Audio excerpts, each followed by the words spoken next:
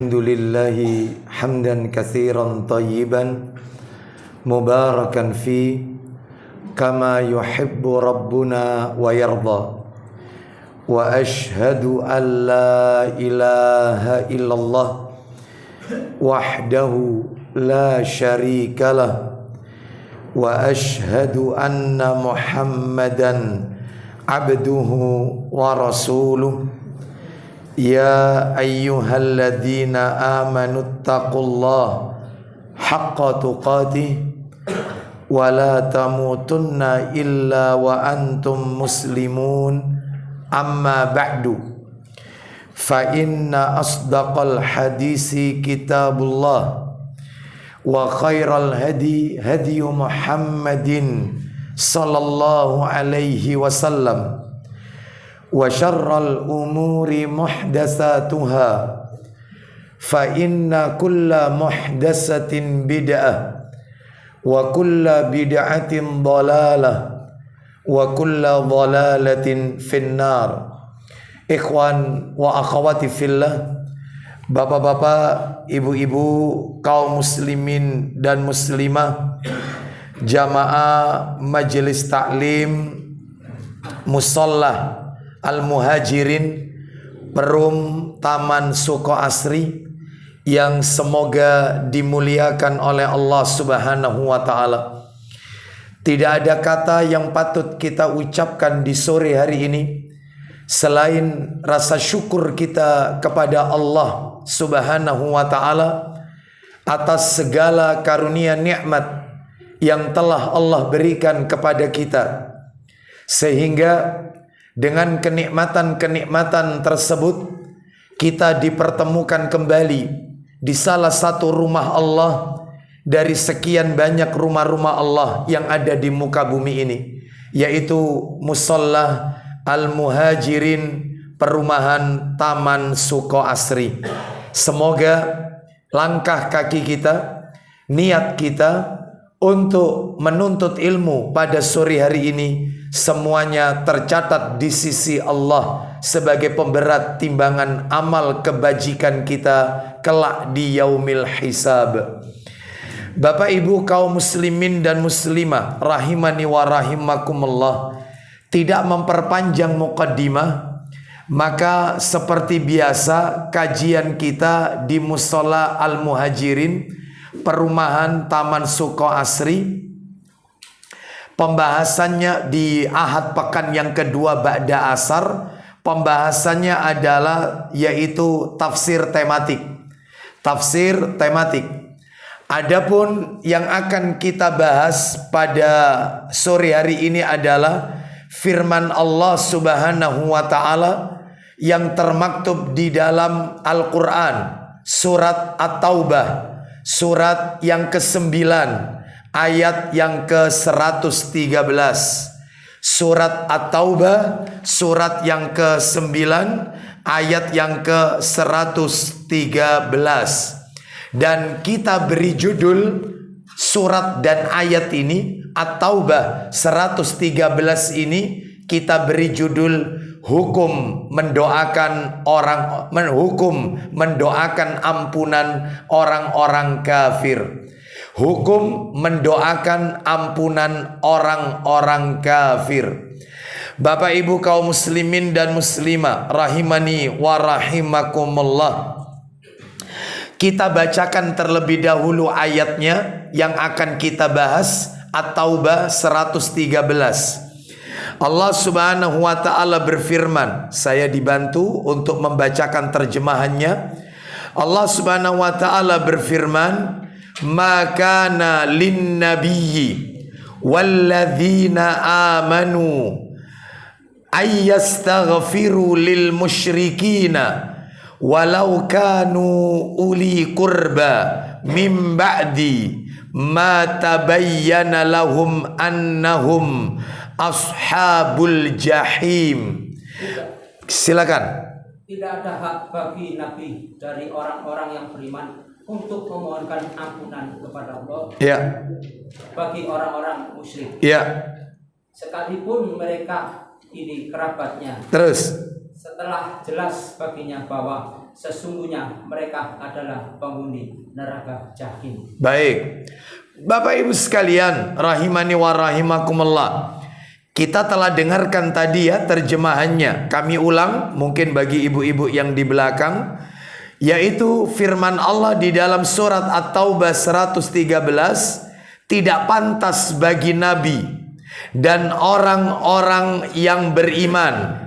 Apa yang tidak pantas bagi nabi dan orang-orang yang beriman? Memohonkan ampunan kepada Allah bagi orang-orang musyrik, sekalipun orang-orang itu kaum kerabatnya. Setelah jelas bagi mereka bahwa orang-orang musyrik itu penghuni neraka jahanam. Bapak Ibu sekalian, rahimani wa rahimakumullah. Menarik ayat ini untuk kita bahas. Paling tidak sedikitnya sebenarnya banyak pelajaran yang bisa diambil dari ayat ini.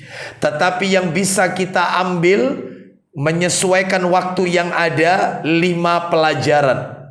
Mohon maaf, ada 6 pelajaran. 6 pelajaran yang bisa kita ambil dari pembahasan At-Taubah 113 ini. Apa dia? Yang pertama, kita akan membahas tentang asbabun nuzul daripada ayat ini turun. Apa sebabnya ayat ini turun? Kronologisnya. Itu yang pertama, asbabun nuzulnya. Yang kedua, Bapak Ibu sekalian, kita akan tingkatkan makna musyrik. Apa sih musyrik itu? Sehingga kok tidak boleh didoakan ampunan. Apa musyrik itu? Maknanya. Ini yang nomor 2. Yang nomor tiga, hukum mendoakan orang musyrik atau orang kafir yang masih hidup. Bagaimana hukum mendoakan mereka, orang-orang musyrik, pelaku syirik, dan orang-orang kafir ketika mereka masih hidup? Ini materi yang nomor 3. Yang keempat, hukum mendoakan orang musyrik atau kafir yang telah tiada, yang telah mati. Bagaimana mendoakan mereka, terutama mendoakan ampunan, mendoakan rahmat untuk orang-orang musyrik atau orang-orang kafir yang telah mati. Itu materi yang nomor 4. Materi yang kelima, mengapa dilarang mendoakan orang-orang musyrik atau kafir? Apa alasannya? Sebabnya kenapa kok dilarang? Itu yang kelima. Dan yang keenam adalah sebagai materi puncak, materi penutup, menepis beberapa syubhat. Menepis beberapa syubhat. Karena masih ada di sana sini mereka yang memiliki alasan bolehnya mendoakan orang kafir yang telah mati dengan doa ampunan. Alasan mereka adalah bahkan memakai beberapa dalil. Bukankah Nabi Ibrahim pernah mendoakan ayahnya, yaitu Azar? Nah itu, nanti kita tepis bagaimana ini cara menjawab syubhat ini. Ada juga di antara mereka yang mengatakan bahwasannya Nabi saja yaitu pernah berdoa, yaitu dengan doa Allahumma gfir li qaumi fa innahum la ya'lamun. Ya Allah, ampunilah dosa kaumku karena mereka tidak tahu. Loh, berarti didoakan ampunan oleh Rasul. Ampunilah dosa kaumku karena mereka tidak mengetahuinya. Itu ada dalam riwayat Muslim. Mereka pakai dalil yang kuat-kuat, tetapi nanti ada tentunya bantahannya, menepis syubhat-syubhat mereka. Baik, Bapak Ibu sekalian, rahimani wa rahimakumullah. Sekarang kita akan bahas yang pertama terlebih dahulu, asbabun nuzul dari surat At-Taubah ayatnya 113. Ternyata Bapak Ibu, setelah kita periksa di dalam tafsir Ibnu Katsir, ya, ternyata yaitu Al-Hafidz Ibnu Katsir rahimahullah, yang nama lengkapnya Abul Fida Ismail Ibni Katsir rahimahullah, di dalam tafsirnya, yaitu tafsir Ibnu Katsir di juz yang keempat, beliau mengatakan bahwasannya asbabun nuzul, sebab turunnya ayat ini At-Taubah ayat 113 ini, yaitu dengan beberapa sebab, beberapa kejadian. Loh, kok bisa satu ayat tapi ada beberapa kejadian? Sabar, nanti akan kami sampaikan apa maksudnya ini. Sehingga di dalam tafsir Ibnu Katsir, beberapa sebab atau beberapa asbabun nuzul turunnya At-Taubah ayat 113 ini semuanya disebutkan. Ternyata setelah dikumpulkan Bapak Ibu, ada 4 asbabun nuzul. Sebab turunnya ayat ini 4 kejadian. Nah, itu 4 peristiwa. Apa saja itu? 1, kita urut saja. Ini Bapak Ibu bisa temukan di dalam tafsir Ibnu Katsir tentunya, ya. Yang pertama adalah, yaitu peristiwa yang pertama sebab turunnya ayat ini adalah peristiwa wafatnya Abu Thalib, paman Nabi. Yaitu Abu Thalib, paman Nabi, saat dia sakaratul maut, menjelang kematiannya. Maka Nabi SAW menemuinya. Coba dibuka Sahih Muslimnya, Mas. Dibantu, ada mic-nya enggak? Mic satu lagi, biar ibu-ibu di belakang dengar. Ya, ada. Nah, ini nih, ya silakan. Di dalam Sahih Muslim, riwayat Muslim, ini sebab pertama ya, sebab turunnya atau asbabun nuzul yang pertama, yaitu turunnya surat At-Taubah ayat 113. Riwayat Muslim nomornya 22, Mas. Sahih Muslim nomor 22. Awal-awal itu nomor cetakan terjemahan. Kalau nomor aslinya, bagi Bapak Ibu yang sudah pernah mendownload, ya, mendownload di aplikasi Play Store, yaitu Sahih Muslim, nanti tinggal dimasukkan saja nomornya, nomor 24. Itu nomor asli. Tapi kalau dicetakan terjemahan nomor 22. Dari siapa? Dari Sa'id bin Musayyab radhiyallahu an. Baca, Mas, silakan. Ya, nomor 22. Silakan baca. Dari Abu Hurairah. Dari Sa'id bin Musayyab. Mana 22-nya? Nomornya kan ada ya? Bukan halaman ya, nomor hadis. Nomor hadis yang kecil-kecil itu, Mas. Yang bawah ini, Ustaz. Bukan itu, bukan. Nah, itu ada ya? Baliknya. Nah, ada 22 kan? Silakan. Sa'id bin Musayyab radhiyallahu an. Baca. Dari Sa'id bin Musayyab radhiyallahu an, dari bapaknya. Ya. Katanya, ketika Abu Thalib hampir meninggal. Ketika Abu Thalib, paman Nabi, hampir meninggal, sakaratul maut. Lanjut. Rasulullah sallallahu alaihi wasallam datang mengunjunginya. Berarti boleh, Ustadz, ya, mengunjungi orang kafir yang sakit, boleh. Bahkan jangankan mengunjungi, meruqyah mereka, boleh, nggak apa-apa. Dan itu ada dalilnya, riwayat Bukhari. Disebutkan bahwasanya ada seorang kepala dusun yang sakit, lalu para sahabat meruqyah dengan bacaan surat Al-Fatihah. Padahal kepala dusun tersebut bukan seorang muslim. Lalu kemudian para sahabat diberi hadiah 30 ekor kambing. Bahkan para sahabat, yaitu mereka tidak mau menerima sampai berita ini sampai kepada Nabi. Lalu Nabi justru bertanya kepada mereka. Ya, ternyata kepala dusun ini sakitnya karena disengat kalajengking. Makanya diruqyah dengan surat Al-Fatihah. Nabi bertanya, dari mana kalian tahu bahwasanya surat Al-Fatihah itu bisa dijadikan sebagai meruqyah, dijadikan sebagai bacaan ruqyah untuk mereka yang tersengat kalajengking. Maka kata para sahabat, ya kami tiba-tiba bacakan itu aja yang kami ketahui, wahai Rasulullah. Kata Nabi, ambil 30 ekor kambing itu dan masukkan aku dalam bagiannya.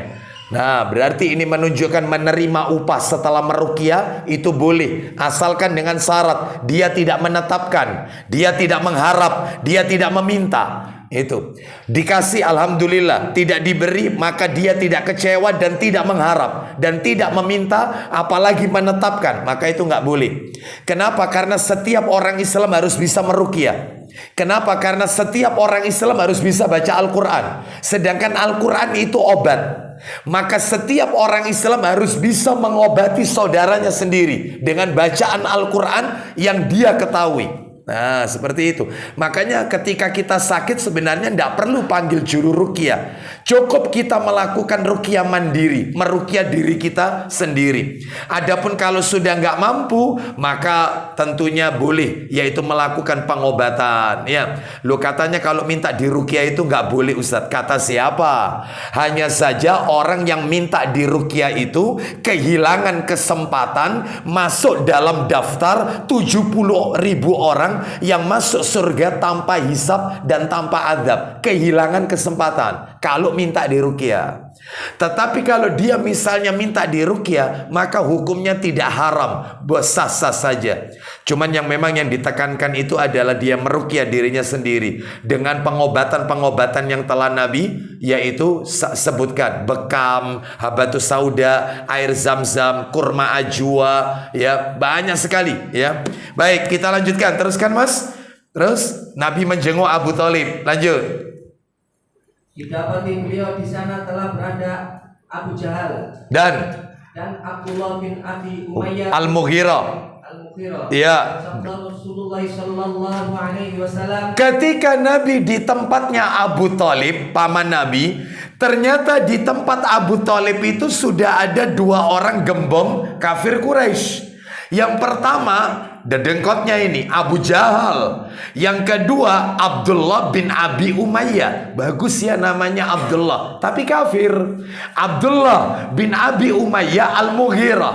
Nah ini ada di sisinya Abu Thalib. Rasul masuk, lalu langsung Nabi mengajarkan kalimat tahmid, mentalkin Abu Thalib. Ya, ucapkan la ilaha ya ammi, qul la ilaha illallah kalimatan asyhadu laka biha indallah. Silakan Mas, apa kata Nabi? Wahai paman, ya, ucapkanlah la ilaha illallah. Nggak usah pakai Muhammad Rasulullah, mentalkin mayit itu. Jadi mereka yang nazak hampir wafat, nggak usah lengkap la ilaha illallah Muhammad, apalagi asyhadu Allah, kepanjangan. Maka cukup kalimat tauhid la ilaha illallah karena di dalamnya sudah termasuk Muhammad Rasulullah. Itu. Makanya kalau ada orang masuk Islam, dia mengatakan mu'allaf masuk Islam, la ilaha illallah, selesai masuk Islam. Meskipun dia tidak mengucapkan Muhammad Rasulullah, sekalipun nggak pakai bahasa Arab, dia mengatakan tidak ada Tuhan selain Allah, selesai masuk Islam. Meskipun nggak pakai bahasa Arab. Ya, dan itu fatwa ulama. Bapak Ibu sekalian, lanjut teruskan, silakan. Yaitu sebuah kalimat yang akan aku jadikan saksi bagi paman nanti di hadapan Allah. Satu kalimat yang jika paman mengucapkannya, maka aku akan menjadi saksi membela paman di hadapan Allah nanti. Lanjut, apa kata Abu Jahal, temannya Abu Thalib ini? Silakan. Karena itu Abu Jahal dan Abdullah bin Abi Umayyah berkata, nah, membisikkan ke telinga Abu Thalib, ya Abu Thalib, atarghabu an millati Abdul Muttalib. Silakan. Hai Abu Thalib, bencikah Anda kepada agama Abdul Muttalib? Apakah kamu benci dengan agama bapakmu, yaitu Abdul Muttalib? Kakeknya Nabi berarti. Lu memangnya apa Ustadz agamanya Abdul Muttalib? Paganisme, menyembah berhala. Ya, sekalipun mereka mengakui Allah sebagai rububiyah, dari sisi rububiyah, Allah pencipta, Allah pemberi rezeki, mereka yakin. Bahkan Abdul Muttalib pada saat dia mengembalakan onta, didatangi oleh Abraha, utusan dari negeri Yaman yang akan menghancurkan Ka'bah waktu itu dengan tentara bergajahnya. Maka yang pertama kali ditemui oleh Abraha, Abdul Muttalib, kakeknya Nabi. Dan Abraha bertanya, milik siapakah onta-onta ini dan milik siapa rumah tua yang berbentuk kobus itu? Maka katanya Abdul Muthalib, ana Rabbun Ibil, saya pemilik onta-onta ini. Dan itu ada yang punya Allah. Tahu, Ka'bah itu punyanya Allah, tahu. Allah pencipta, Allah pemberi rezeki, Allah yang menghidupkan, Allah yang mematikan, tahu. Tetapi ketika disuruh menyembah Allah saja, tauhid uluhiyah, mereka menolak. Makanya kalau ada kaum muslimin memahami kalimat tauhid hanya sebatas kalau ditanya, Mas, la ilaha illallah itu artinya apa, Mas? Saya yakin jawabannya adalah tidak ada Tuhan selain Allah. Saya yakin itu. Maka kejar, terus kejar. Maksudnya panjenengan tidak ada Tuhan selain Allah itu apa? Saya yakin lagi, saya yakin. Pasti dia akan mengatakan, ya tidak ada pencipta kecuali Allah, tidak ada yang memberikan rizki kecuali Allah, yang menghidupkan kita dan mematikan kita itu Allah, yang punya alam raya ini, yang menciptakan langit dan bumi itu juga Allah. Kalau cuman sebatas itu pemahaman tauhidnya, apa bedanya dengan Abdul Muthalib, Abu Thalib, Abu Jahal, Abdullah bin Abi Umayyah Al-Mughirah dan orang-orang kafir terdahulu? Sama. Karena mereka memahami dari sisi tauhid rububiyah, tetapi mereka tidak tersentuh dari tauhid uluhiyah. Nah, mereka cuma sebatas memahami Allah pencipta, Allah pemberi rezeki, tetapi bukan satu-satunya yang disembah. Baik, lalu kemudian apa yang terjadi? Nah, silakan. Apakah kamu benci dengan agama ayahmu yaitu Abdul Muthalib? Terus silakan. Rasulullah terus saja mengajarkan dan mengulang-ulang ucapannya itu. Terus Nabi mentalkin la ilaha illallah. Qul la, terus diucap. Ternyata Abu Jahal juga nggak mau ketinggalan. Terus disampaikan di telinganya Abu Thalib, apa kamu benci dengan agama Abdul Muthalib? Terus begitu. Akhirnya hatta qala Abu Thalibin akhira ma kallamahum huwa ala millati Abdul Muthalib wa aba an yaqula la ilaha illallah. Itu kata si pembawa cerita, namanya Sa'id bin Musayyab tadi, si pembawa cerita di sini. Lanjut Mas, silakan. Tetapi akhirnya Abu Thalib mengatakan kepada mereka, ya, bahwa dia tetap memeluk agama Abdul Muthalib. Stop. Dia tetap memeluk agamanya ayahnya Abdul Muthalib. Dia kepingin mengikuti jejak temannya. Makanya penting cari teman ini. Harus selektif. Ya ini gara-gara salah cari teman ini ya begini nasibnya. Dia mencari teman Abu Jahal. Dia memilih seruannya Abu Jahal. Dan kata si pembawa cerita lagi, Sa'id bin Musayyab, lanjut Mas, dan enggan mengucapkan la ilaha illallah. Itu bukan perkataannya Abu Thalib, tapi perkataannya si pembawa cerita hadis ini. Nggak mau mengucapkan la ilaha illallah, Abu Thalib. Terus ketika wafat, saking cintanya keponakan sama paman, karena Abu Thalib ini pamannya Nabi, yang membela dakwah Nabi, berada di garda paling depan. Kalau Nabi disakiti oleh orang-orang kafir Quraisy, cinta betul Nabi sama Abu Thalib. Maka Nabi berkata, amma wallahi la astaghfiranna laka ma lam unha anka. Silakan lanjutkan aja Mas ceritanya. Sabda Rasulullah sallallahu alaihi wasallam, demi Allah, Nabi bersumpah lagi. Silakan.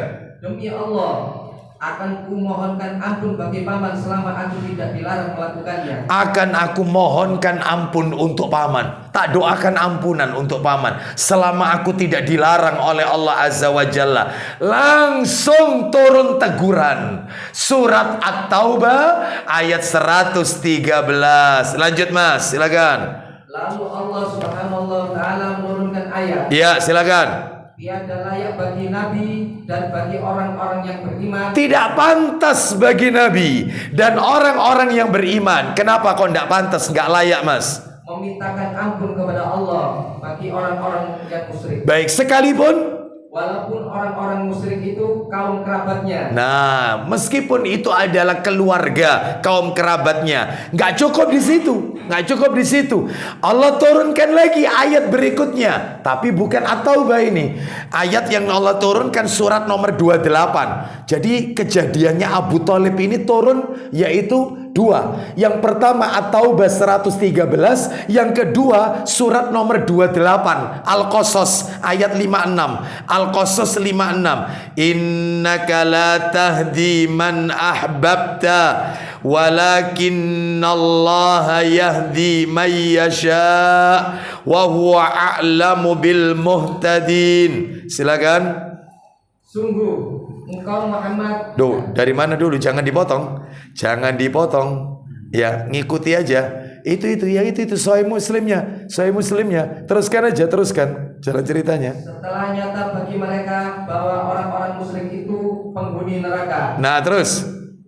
Kemudian Allah Subhanahu wa taala menurunkan pula ayat yang Talian dengan peristiwa Abu Thalib. Nah, yang tadi kita baca surat apa itu, Mas? Coba dilihat di situ dalam kurungnya. Surat At-Taubah. Bukan. Lanjutin aja deh, nggak apa-apa. Nanti akan. Al-Qasas ayat 56. Baik, ayat terjemahnya, Mas. Terjemahnya ada di situ kok. Silakan.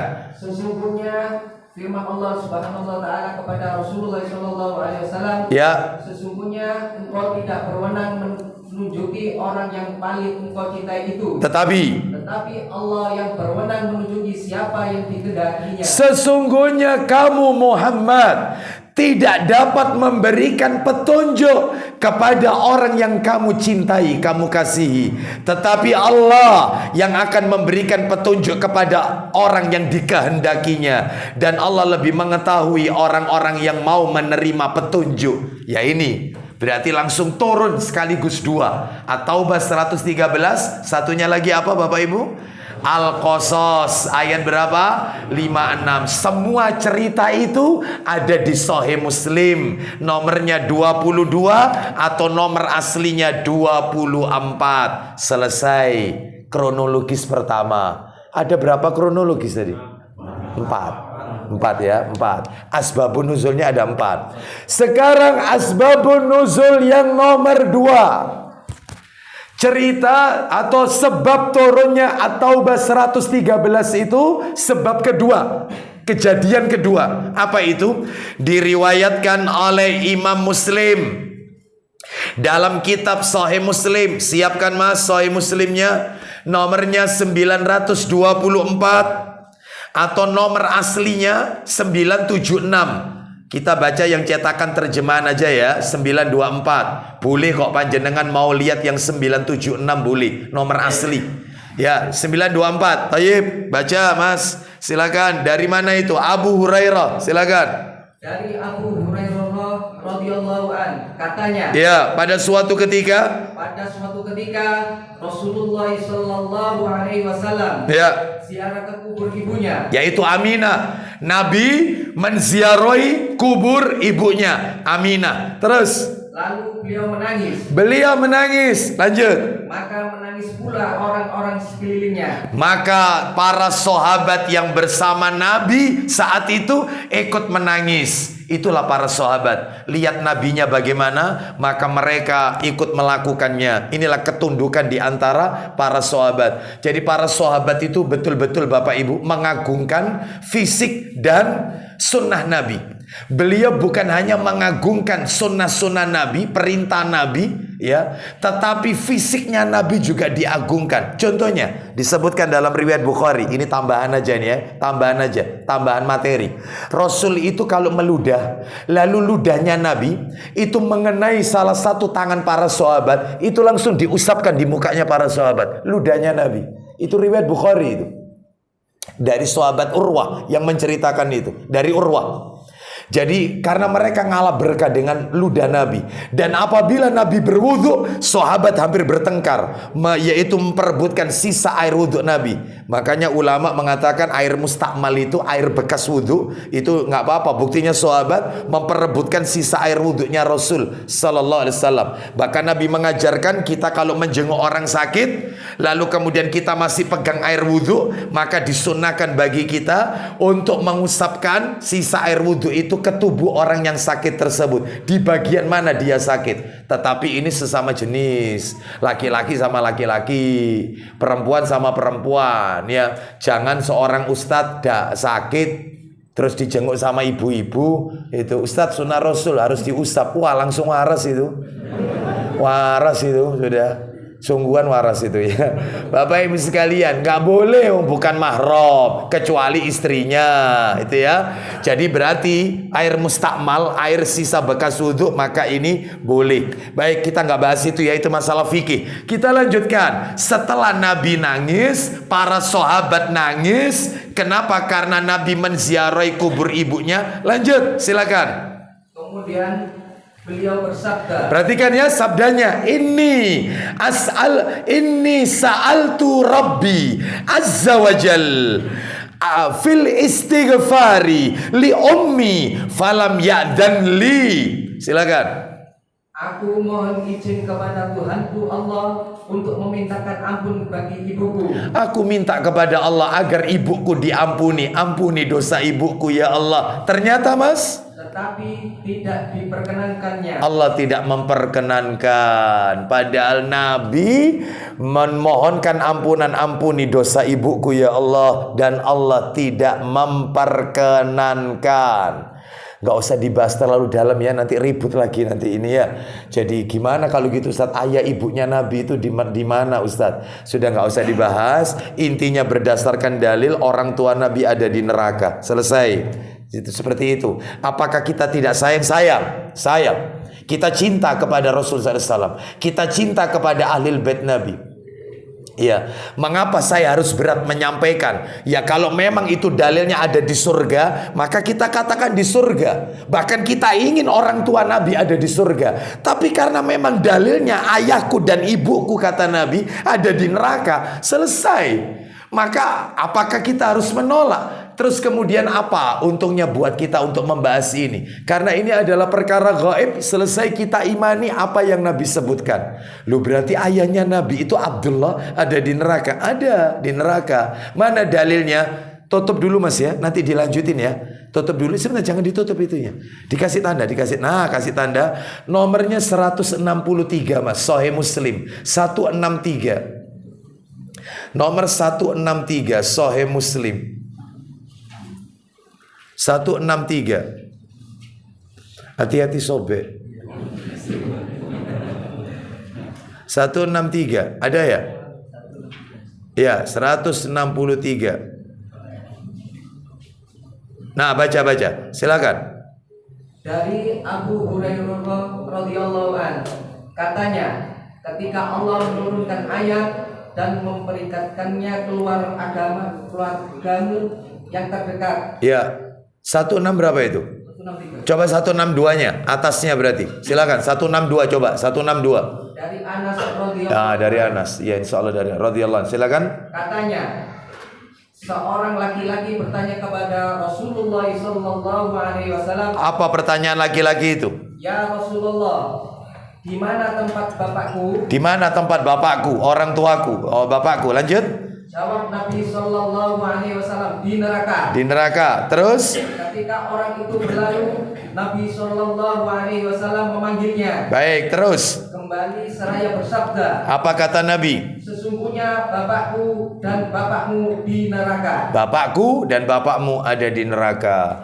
Kok bisa tahu Nabi? Karena diberitahu oleh Allah. Nabi tidak mungkin berbicara perkara gaib berdasarkan hawa nafsunya. Semua itu wahyu dari Allah. Wa ma yantiqu anil hawa in huwa illa wahyu yuha. Tidaklah yang Nabi ucapkan itu berdasarkan hawa nafsunya, tetapi yang Nabi ucapkan itu adalah wahyu dari Allah Azza wa Jalla. Jadi tidak mungkin Nabi itu berbicara perkara gaib itu opini beliau. Nggak mungkin Nabi ngarang. Nabi tidak mengetahui perkara gaib kecuali diberitahu oleh Allah Azza wa Jalla. Nah, seperti itu ya. Baik, kita lanjutkan yang tadi mas, yang ziarah ke makam ibunya itu. Ternyata Nabi memintakan ampun kepada Allah untuk ibunya, ditolak ya.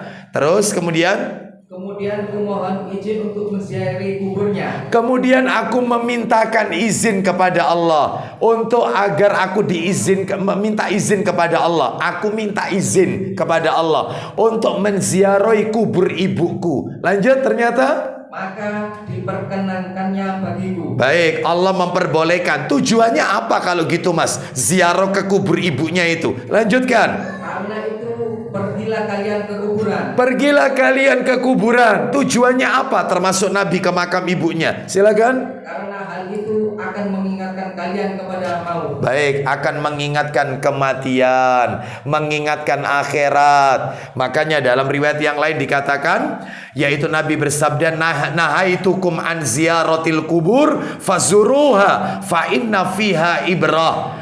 Dahulu aku melarang kalian ziarah kubur, sekarang pergilah kalian ziarah. Karena sesungguhnya ziarah kubur itu banyak mengandung pelajaran. Ingat akhirat, ingat kematian, menjadi rem dari maksiat yang kita lakukan, supaya tidak terus-terusan maksiat, supaya melembutkan hati. Hati yang kaku, yang kasar, supaya lembut. Seperti itu. Supaya bisa meneteskan air mata, dan seterusnya. Ya. Dan mendoakan mereka yang ada di dalam kubur tersebut. Lah untuk ini ibunya Nabi, doa ampunan ditolak oleh Allah, sehingga Nabi mengunjungi atau ziarah ke makam ibunya tujuannya untuk mengingatkan tentang kematian atau akhirat. Bas, hanya itu saja tujuannya.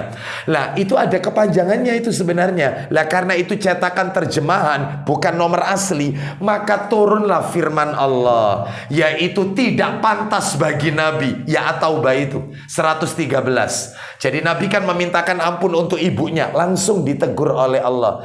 Itu ada di Sahih Muslim di nomor asli 976. Riwayatnya yaitu disebutkan dalam riwayat Imam Ahmad dan riwayat Muslim juga. Kalau kepingin tahu rinciannya Bapak Ibu ada di dalam tafsir Ibnu Katsir jilid 4 yang kami sampaikan di awal kajian tadi. Baik, sekarang kita akan masuk kronologis nomor 3. Sebab turunnya At-Taubah 113 yang nomor 3. Lah ini tidak ada kitabnya ini. Mau tidak mau harus lihat Ibnu Katsir. Tapi nggak apa-apa, saya bacakan aja isinya tafsir Ibnu Katsir. Maksud saya yang nomor 3 ini disebutkan Ibnu Jarir, Imam Ahmad, Tirmidzi, An-Nasai, Ibnu Abi Syaibah dan Al-Baihaqi rahimahullahu anhum meriwayatkan dari sahabat Ali bin Abi Thalib radhiyallahu an. Begini riwayatnya. Ini sebab ketiga ya. Ini ada di dalam Ibnu Katsir. Boleh searching Google boleh. Ya. Tafsir Ibnu Katsir surat At-Taubah 113. Wah, akan ketemu sudah. Lengkap sudah nanti. Termasuk yang ini akan saya bacakan ini. Kronologis ketiga. Katanya Ali radhiyallahu an. Aku mendengar seorang laki-laki yang memintakan ampun atas dosa kedua orang tuanya yang meninggal dunia dalam keadaan musyrik. Dia berkata, bukankah Nabi Ibrahim memintakan ampun atas ayahnya? Jadi orang ini memohonkan ampunan untuk orang tuanya yang meninggal dalam keadaan musyrik. Lalu diingatkan bahwasanya mengapa engkau lakukan itu? Lalu dia berkata, bukankah Nabi Ibrahim juga memintakan ampun untuk orang tuanya? Lalu aku datang kepada Rasulullah. Aku di sini Ali bin Abi Thalib.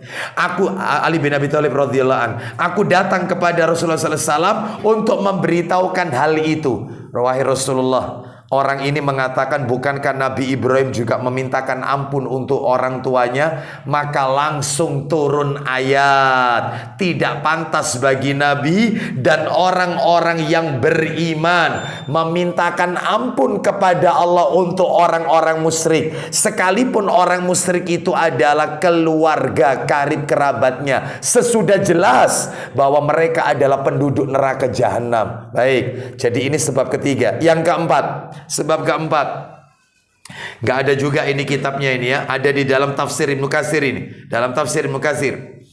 Ibnu Jarir rahimahullah meriwayatkan dari Qatadah radhiyallahu anhu, katanya beberapa orang sahabat Nabi, beberapa orang sahabat Nabi berkata kepada Nabi. Lihat perkataannya para sahabat kepada Nabi. Wahai Nabiullah, sesungguhnya bapak-bapak kami adalah orang yang berbuat baik kepada tetangga. Bapak kami, orang tua kami itu baik sama tetangga, suka nyambung tali silaturahmi dan membantu orang-orang yang kesusahan, suka bantu. Apakah kami tidak boleh memintakan ampun atas dosa mereka, bapak-bapak kami yang telah wafat dalam keadaan musyrik, tapi hidupnya baik loh wahai Rasulullah? Sama tetangga baik, suka silaturahim, suka bantu yang lemah, baik. Cuman matinya mati musyrik. Apakah kami nggak boleh anak-anaknya memohonkan ampun untuk bapak-bapak kami? Nabi menjawab, bala, bala. Wallahi inni la astaghfiru li abi kama astaghfara Ibrahimu li abihi. Kata Nabi, boleh. Boleh. Demi Allah, sesungguhnya aku pun memintakan ampun untuk ayahku yaitu Abdullah, sebagaimana Ibrahim juga memintakan ampun untuk bapaknya. Langsung turun ayat At-Taubah 113, teguran dari Allah. Nggak pantas bagi Nabi. Nah, ini ceritanya di sini. Awalnya Nabi mengatakan, boleh. Aku juga memohonkan ampun untuk ayahku kok Abdullah, sebagaimana Ibrahim juga memintakan ampun untuk bapaknya. Langsung turun ayat At-Taubah 113. Itu ada di dalam tafsir Ibnu Katsir. Sekarang pertanyaannya, kok bisa Ustadz ya, satu surat At-Taubah 113 kejadiannya kok banyak? Itu. Sekarang saya jawab perkataan Al-Hafiz Ibnu Hajar Al-Asqalani rahimahullah. Beliau berkata, nah ini bagusnya di sini. Apa kata beliau? Ayat ini At-Taubah 113 ini menurut asalnya turun cuman sekali. Menurut asalnya, aslinya cuman turun sekali. Walaupun sebabnya banyak, turunnya cuman sekali. Hanya saja sebabnya itu ada yang lebih dulu, seperti peristiwa kematiannya Abu Thalib, itu sebab pertama itu. Sebab pertama. Dan ada yang belakangan, seperti peristiwa Nabi ziarah ke makam ibunya Aminah. Itu paling belakangan. Turunnya cuma sekali, tapi sebabnya itu banyak. Jadi asalnya cuma sekali turunnya, yaitu saat kejadian kematiannya Abu Thalib. Tetapi proses kejadian-kejadian yang lain itu kemudian diulang dan seterusnya. Yang terakhir ziarahnya Nabi ke makam ibunya itu. Wallahu a'lam bishawab. Jadi dalam hal ini tidak ada perbedaan pendapat. Kesimpulannya ayat ini turun yaitu cuma sekali sebabnya, karena kematiannya Abu Thalib. Ya, kronologisnya, asbabun nuzulnya. Wallahu a'lam bishawab. Tapi cerita-cerita yang tadi kami sampaikan, 3 yang lain selain Abu Thalib tadi, semuanya sahih dan termaktub dalam tafsir Ibnu Katsir. Sekarang kita akan bahas materi yang nomor 2. Apa yang nomor 2 itu? Makna musyrik. Kan tidak boleh mendoakan orang musyrik. Musyrik itu apa sih? Ya harus tahu. Ya, apa sih musyrik? Makna musyrik itu. Baik, Bapak Ibu sekalian rahimani wa rahimakumullah. Musyrik itu adalah isim fa'il yang berarti orang yang melakukan perbuatan syirik. Jadi perbuatannya itu syirik, orangnya disebut musyrik. Makanya masuk kategori isim fa'il. Ya, yaitu orang yang melakukan perbuatan syirik. Lah yang namanya syirik Bapak Ibu, nah jelaslah antum semua Bapak Ibu sekalian tentunya sudah melewati materi ini dari beberapa ustadz-ustadz kita terkait masalah pembahasan akidah, masalah tauhid. Apa sih syirik? Waduh, kalau bahas masalah ini panjang. Intinya syirik itu adalah menyamakan Allah dengan makhluknya. Selesai. Menyamakan Allah dengan makhluknya. Menyamakan Allah dengan makhluknya. Contohnya Ustadz, menyamakan Allah dengan makhluknya. Contoh, sebelum saya kasih contoh, tak tunjukkan dulu ayatnya. Bahwasanya syirik itu maknanya menyamakan Allah dengan makhluk ciptaannya. Dalilnya adalah, yaitu silakan bisa dibuka surat nomor 26. Surat 26 itu Asy-Syu'ara ya. Surat Asy-Syu'ara, surat nomor 26. Iya betul ya. Ya, surat nomor 26 Asy-Syu'ara, ayatnya 91 sampai 100. Panjang memang tapi pendek-pendek kok. 91 sampai 100. Allah Subhanahu wa taala berfirman, "Wa burrizatil jahimu lil ghawin wa qila lahum aynama kuntum ta'budun min dunillah hal yansurunakum aw yantasirun." Ayat 94-nya, fakubakibu fiha hum wal ghawun. 95, wa junudu iblisa ajma'un qalu wa hum fiha yakhtasimun. 97, tallahi in kunna lafi dhalalim mubin. 98, idh nusawwikum bi rabbil alamin wa ma adallana illal mujrimun fama lana min syafi'in. Silakan. 91, ayo yang keras. Dan diperlihatkan dengan jelas neraka jahim kepada orang-orang yang sesat. Terus. Dan dikatakan kepada mereka, apa kata Allah kepada orang-orang yaitu yang sesat yang berada di neraka jahim? Silakan. di manakah berhala-berhala yang dahulu kamu selalu menyembahnya? Baik, di mana berhala-berhala yang dulu kamu sembah? Mana? Terus lanjut. Selain dari Allah. Terus. Dapatkah mereka menolong kamu atau menolong diri mereka sendiri? Ya, selain Allah, apakah berhala itu bisa nolong kamu sekarang ini? Kamu ada di neraka jahanam, bisa ngasih perlindungan kamu? Lanjut. Maka mereka sembahan-sembahan itu dijungkirkan ke dalam neraka bersama-sama orang-orang yang sesat. Baik, apa yang mereka sembah itu dijungkirkan oleh Allah ke dalam neraka. Allah tunjukkan kekuasaannya, ini bisa nolong kamu. Ya, dimasukkan semuanya ke neraka. Terus. Dan bala tentara iblis semuanya. Semuanya bala tentara iblis masuk semuanya ke neraka. Terus. Mereka berkata sedang mereka bertengkar di dalam neraka. Nah, mereka bertengkar di dalam neraka. Apa pertengkaran mereka dalam neraka? Ayo kita lihat ya. Kita saksikan ya. Kita dengarkan pertengkaran mereka di dalam neraka ini. Apa itu? Demi Allah. Silakan. Demi Allah, sungguh kita dahulu di dunia dalam kesesatan yang nyata. Kenapa kok sesat, Mas? Mereka kok baru sadar. Makanya penyesalan itu mesti di akhir, nggak mungkin di awal. Begitu masuk neraka baru menyesal. Terus apa katanya, Mas? Karena kita mempersamakan kamu dengan Tuhan Allah semesta alam. Nah, itu ada dalam kurungnya mestinya. Karena kita mempersamakan kamu berhala-berhala ini dengan Tuhan seluruh alam. Berarti syirik itu adalah menyamakan Allah dengan makhluknya. Ya gara-gara itu kita masuk neraka. Ini menurut mereka penduduk neraka. Terus lanjut, silakan. Dan tidaklah yang menyesatkan kami kecuali orang-orang yang berdosa. Terakhir. Maka kami tidak mempunyai memberi syafaat seorang pun. Maka sekarang kita tidak memiliki seorang pun pemberi syafaat, pemberi penolong. No, penyesalan itu mesti di akhir.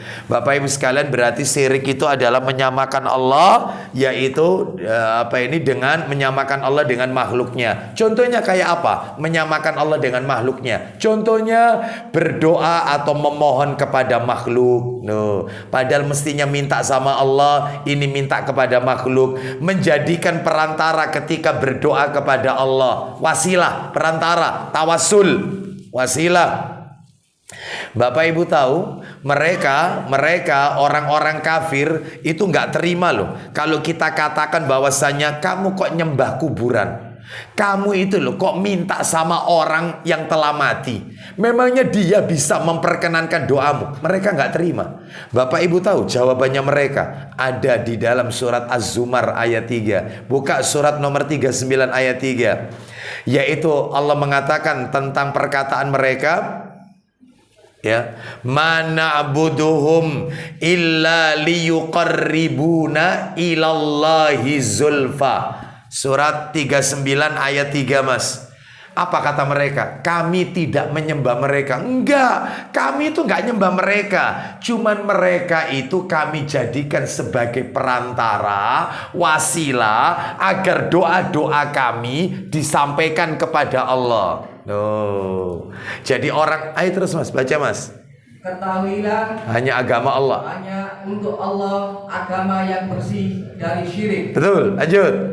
Orang-orang yang mengambil pelindung selain Allah berkata. Apa kata mereka pelaku syirik? Silakan. Kami tidak menyembah mereka. Kami tidak nyembah orang yang telah mati, orang soleh yang telah mati itu. Terus? kecuali berharap agar mereka mendekatkan kami kepada Allah. Kecuali kami berharap agar mereka mendekatkan kami kepada Allah. Jadi dijadikan wasilah, perantara. Nah, Bapak Ibu sekalian, kalau kita katakan kepada mereka, mengapa kalian kok tidak langsung kepada Allah? Kenapa kok harus pakai perantara-perantara? Saya yakin jawabannya, lah ini yang menunjukkan mereka menyamakan makhluk, menyamakan Allah dengan makhluk. Apa jawaban mereka? Sebab saya pernah diginikan juga. Langsung ditegur. Ustadz, Anda mau tanya. Ustadz mengatakan ini adalah syirik. Yang kami lakukan ini syirik. Ustadz mengatakan kita ini disebut syirik. Sudah, divonis syirik. Karena apa? Karena menjadikan orang soleh yang telah mati, Syekh Abdul Qadir Jailani, dan semuanya sampai Nabi Muhammad, kita tawasuli, kita bacakan Al-Fatihah, kirim Fatihah, lalu kita minta kepada mereka. Ustadz mengatakan itu nggak ada tuntunan dari Nabi, itu syirik. Anda mau tanya sama inti Ustadz? Taib, silakan. Ustadz bisa nggak ketemu langsung sama Pak Jokowi, pemimpin negara kita ini? Ya saya jawab nggak bisa. Saya sudah tahu arahnya dia kemana. Ya nggak bisa lah. Lah terus caranya gimana? Ya jelas harus melalui perantara. Ya perantaranya itu ya ajudannya, sekretaris pribadi, orang-orang yang ada itulah. Jelas baru bisa ketemu sama beliau, presiden kita. Apa katanya nih? Sama, tak pegang kata-kata itu. Sama kalau gitu Ustaz. Kita ini mau minta sama Allah, perantaranya para wali, orang-orang soleh loh Ustaz. Semua ini wali songo itu orang soleh. Itu kok nggak boleh? Wong ketemu sama makhluk aja pakai perantara, apalagi sama Allah. Langsung skakmat. Anda menyamakan Allah dengan ketemu sama makhluk, itulah syirikmu ada di situ. Syirikmu ada di situ. Anda menyamakan Allah dengan makhluknya. Padahal Allah mengatakan, ud'uni astajib lakum. Berdoalah kalian kepadaku, niscaya aku perkenankan permohonan kalian. Nggak butuh perantara, nggak usah. Itu.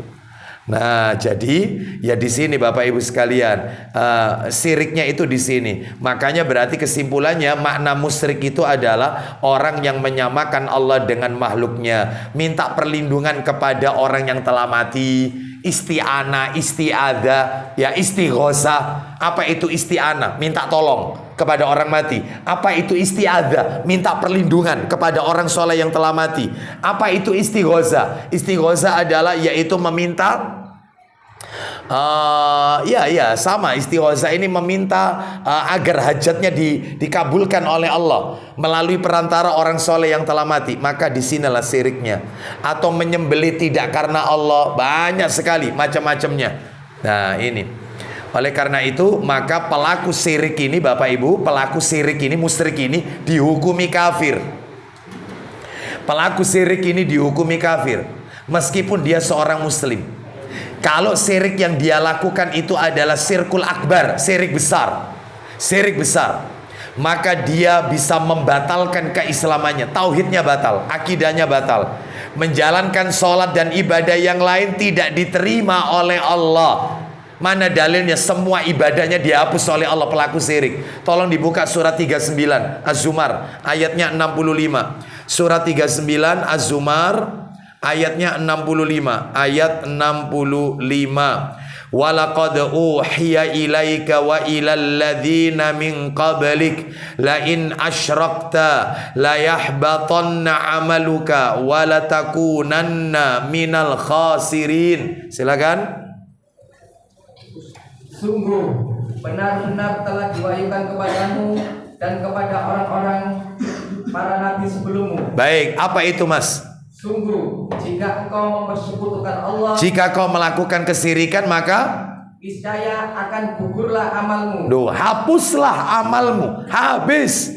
Sudah. Semua yang dia lakukan mulai akil balik sampai seusia berapa, zong, nggak diterima oleh Allah. Semuanya habis. Itu kalau syirik besar. Kalau syirik kecil tidak. Syirik kecil hanya merusak amalan yang ketempelan dengan syiriknya saja. Syirik kecilnya maksud saya. Kalau syirik besar semuanya dihapus oleh Allah, sholatnya, zakatnya. Tapi kalau syirik kecil, contohnya syirik kecil, riya, pamer, beribadah tidak karena Allah, tapi ibadahnya itu karena pencitraan, butuh apresiasi, butuh diilem orang, butuh dipuji orang, sholatnya kepingin dilihat orang, dikhusyukkan karena lihat orang, maka sholat yang dia lakukan itu aja yang ketempelan, yang dihapus. Misalnya sholat asarnya riya, ya asarnya saja yang dihapus. Lah itu duhurnya sama subuhnya tetap diterima, asal nggak ketempelan riya. Jadi syirik kecil itu begitu. Kalau syirik besar nggak peduli, habis semuanya. Habis semuanya. Seluruh amalnya gugur. Terus dan tentulah engkau, silakan.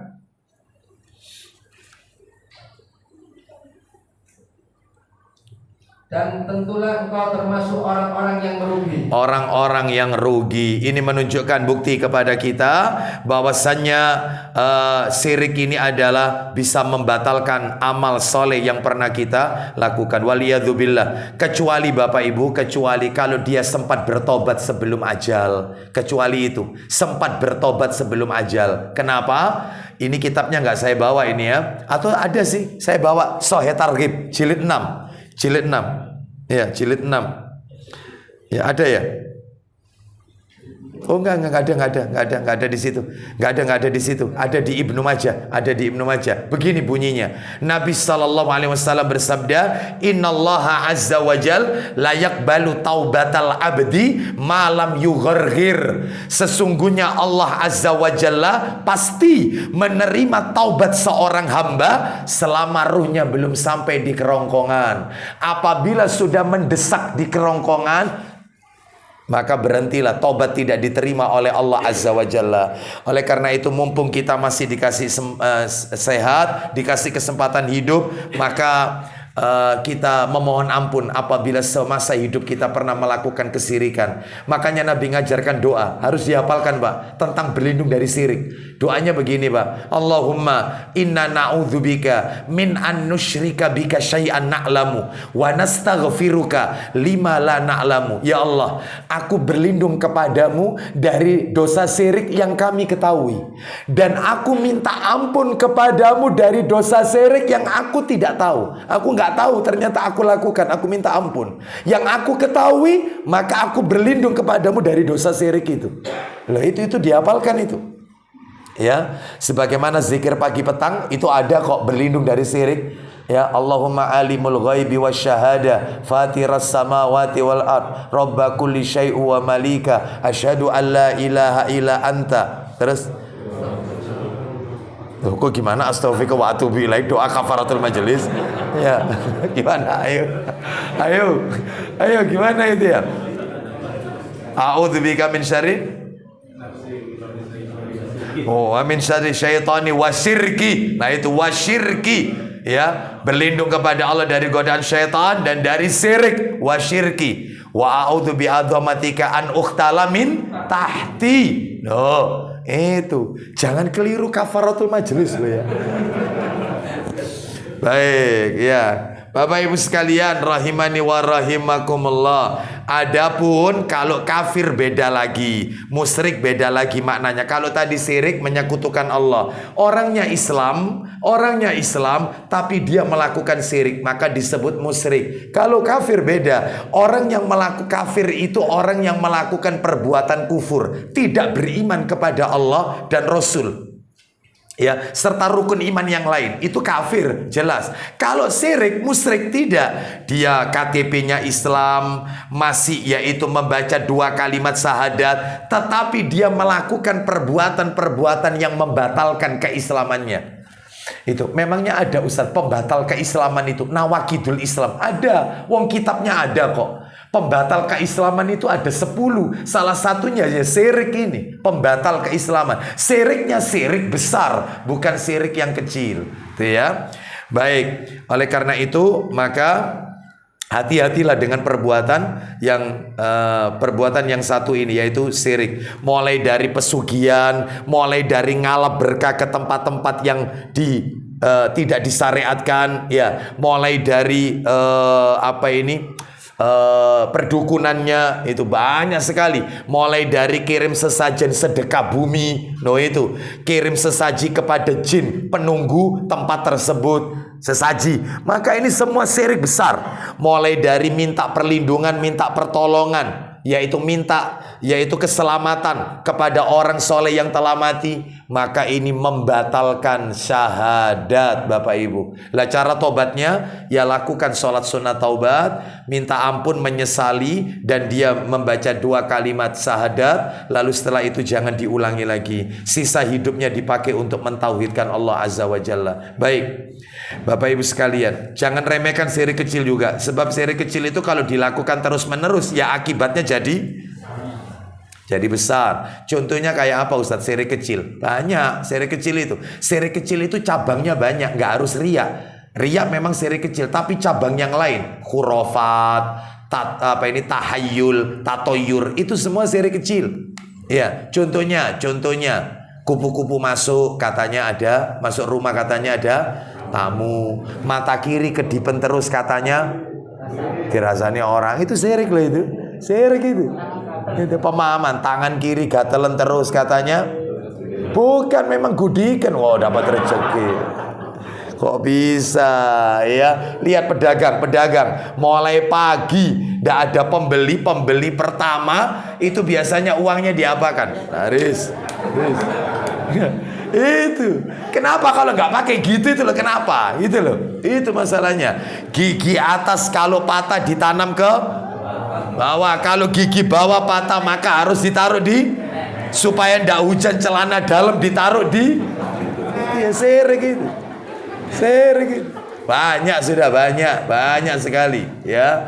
Hati-hati, belum masalah hari-hari plasenta loh ya, yaitu misalnya itu dikasih pensil ya, ditaruh di kendi hari-hari itu ya. Terus kasih pensil, ada yang dikasih garam, mau dikerengseng ini soalnya ya. Dikasih garam. Ada lagi yaitu yang dibuang di laut, supaya supaya nanti anaknya cara berpikirnya seluas lautan. Ada yang ditanam di depan rumah, ditutupi keranjang, dikasih lampu, supaya kalau besar anaknya suka ingat dengan rumah orang tuanya. Itu. Jadi mereka beranggapan ari-ari itu saudara kembarnya si bayi. Padahal ari-ari itu adalah kotoran yang keluar ketika sang jabang bayi itu keluar mengikuti. Nah, seperti itu. Nanti ditanya biasanya, ya, suruh nyuci kan, biasanya suruh nyuci bersih hari-harinya itu. Nanti ditanya, itu item-itemnya itu berdekatan apa jauh-jauh? Loh Ustadz kok tahu? Masalahnya pernah saya lihat soalnya. Ya, itu hari-hari anak saya lihat. Oh iya, itu ada orang yang Ustadz, hari-harinya sudah dilihat, sudah ide-ide tak ado-ado. Item-itemnya itu loh, dekat-dekat. Kalau dekat-dekat berarti akan punya anak lagi cepat. Kalau jauh-jauh nanti nunggu agak lama. Macam-macam. Ya, seperti itu. Ya, kita lanjutkan. Ya saya jawab saja, dekat-dekat tapi itu bukan anak, istri. Nah, itu ya. Dah, skakmat itu sudah ya. Bapak Ibu sekalian, rahimani wa rahimakumullah. Itu yang nomor 2, makna musyrik. Sekarang yang nomor 3, hukum mendoakan orang musyrik atau kafir yang masih hidup. Yang masih hidup. Ya.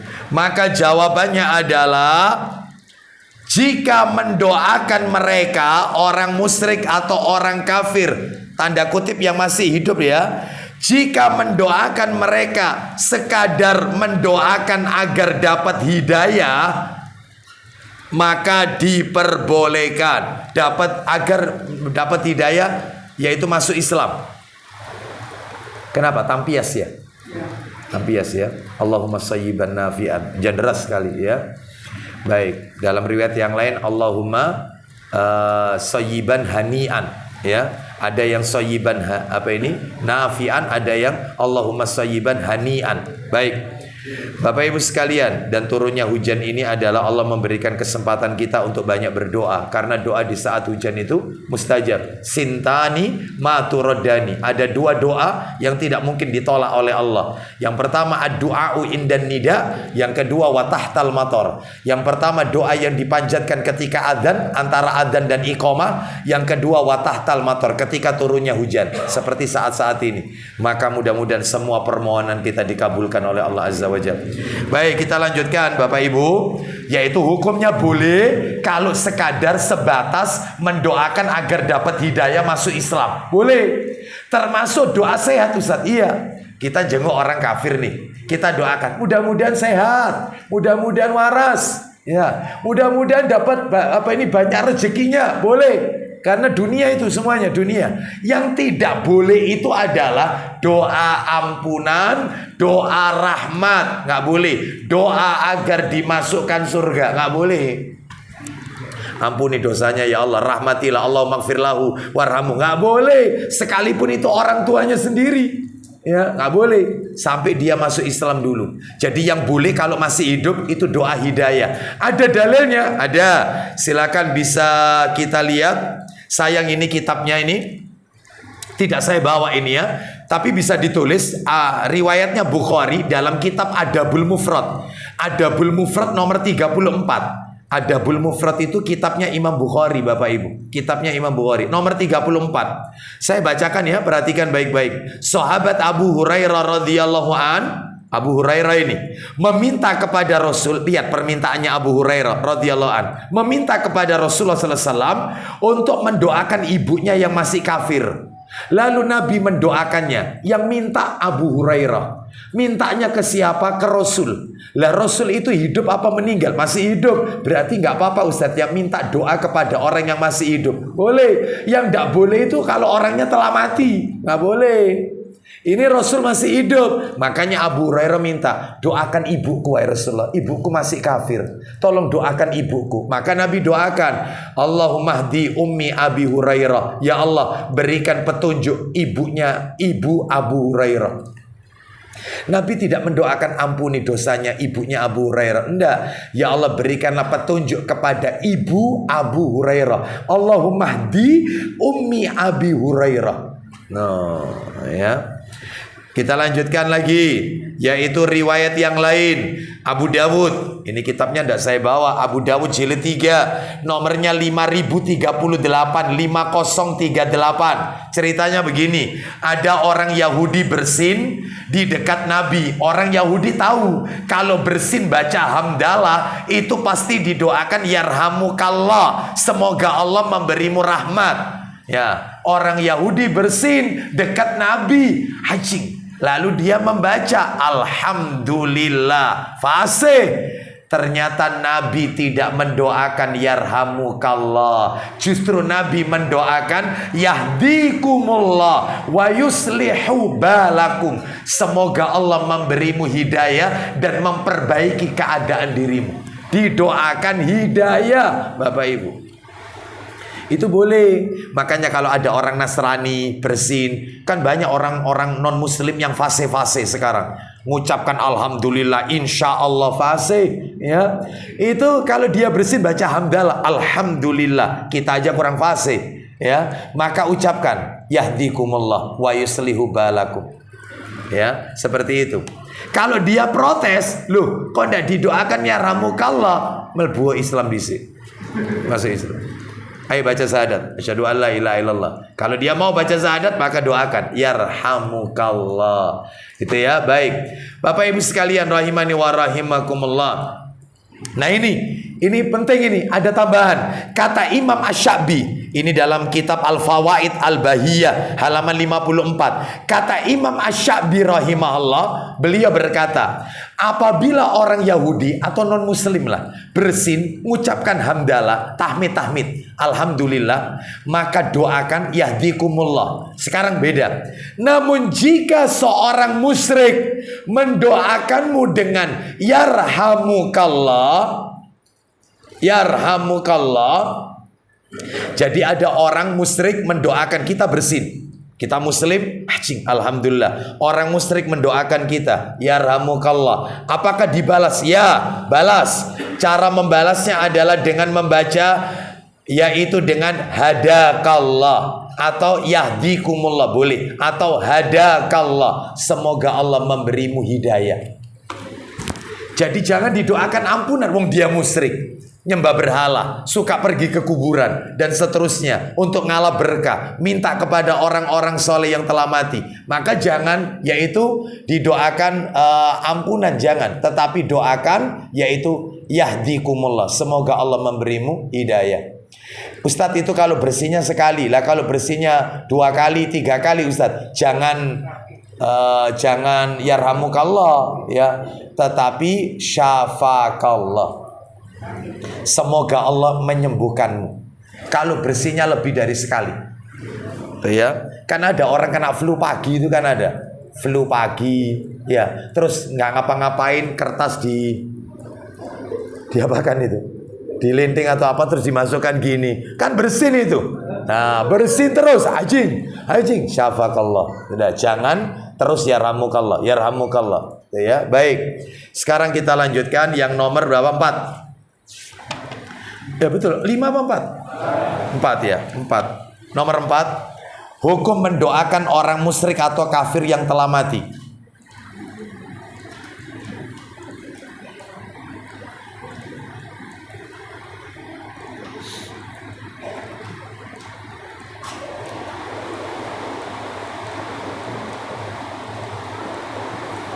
Ya. Hukum mendoakan orang musyrik yang telah mati. Ya, mendoakan orang musyrik yang telah mati.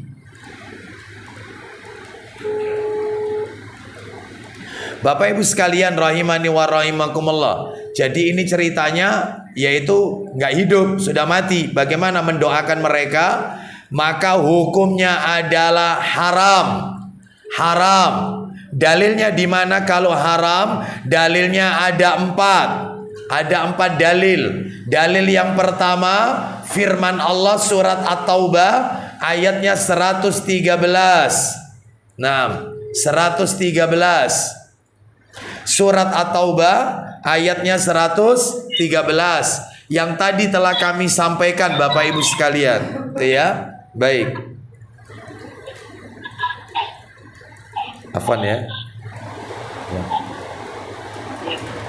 Nah, mohon maaf Bapak Ibu, karena ini jadwalnya putra saya terakhir untuk menyerahkan HP ke Ma'had, karena waktunya telepon hari Ahad ini. Maka tadi sambil saya video call tadi supaya tahu kalau saya masih kajian ya, karena batas akhir pukul 5 soalnya ya.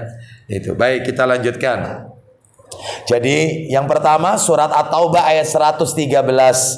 Tadi sudah kita baca, nggak perlu kita ulang. Dalil kedua tentang haramnya mendoakan mereka ampunan. Nggak boleh didoakan ampunan, apalagi didoakan lengkap. Allahumma gfir lahu warhamhu wa'afihi wa'fu anhu, nggak boleh. Kalau memang dia jelas-jelas orang kafir, musyrik, ya nggak boleh. Kenapa? Dalilnya di mana kok nggak boleh? Yang nomor 2 adalah karena mereka telah ditutup pintu tobat oleh Allah. Allah telah menutup pintu tobat untuk mereka. Allah telah menutup pintu tobat untuk mereka karena matinya kafir, matinya masih musyrik, tidak kembali kepada agama yang dibawa oleh Rasulullah Sallallahu Alaihi Wasallam.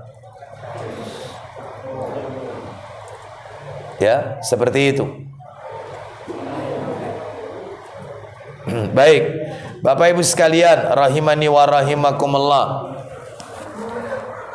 Tertutupnya taubat bagi orang yang sakaratul maut dalam keadaan musyrik atau kufur. Dalilnya di mana? Surat An-Nisa ayatnya 18. An-Nisa ayat yang ke-18. Allah Subhanahu wa taala berfirman, surat nomor 4 ya. Surat nomor 4 An-Nisa ayatnya adalah ayat yang ke-18. Ya.